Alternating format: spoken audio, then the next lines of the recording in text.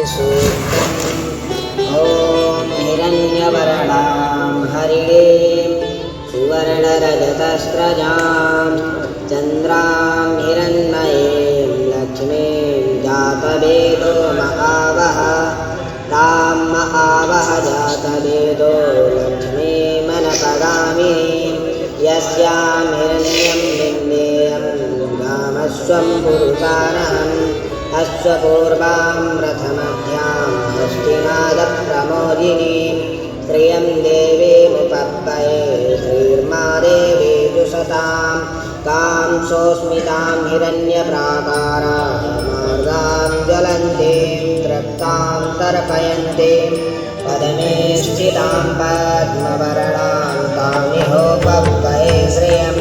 चन्द्रां प्रभासां यशसा ज्वलन्तीं श्रियं लोके देवदुष्टामुदारां तां पद्मनीमीं शरणं प्रपद्ये अलक्षिर्मिर्मेणस्य तावां त्रिणे आदित्यवर्णे तपसोऽधिजातो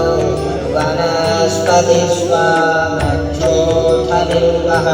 तस्या फलानि तपसानुनन्तु यान्तरायाश्च बाह्या अलक्ष्मी उपैतु मां देवसखः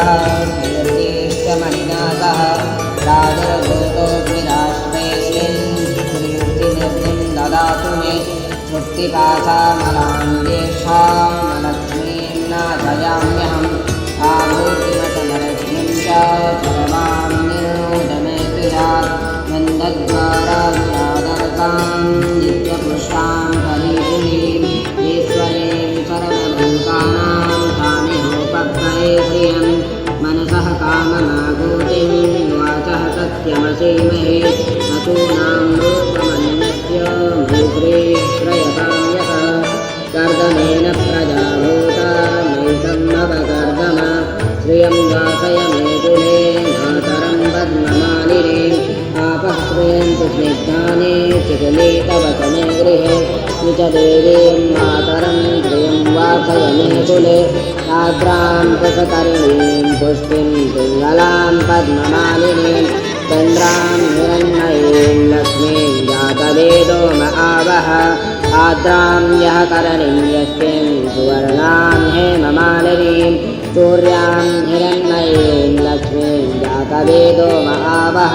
तां महावः जातवेदो लक्ष्मीमनपगामिनीं यस्यां हिरण्यं प्रावूतं गावो दास्योपानबिन्देयं पुरुषानहं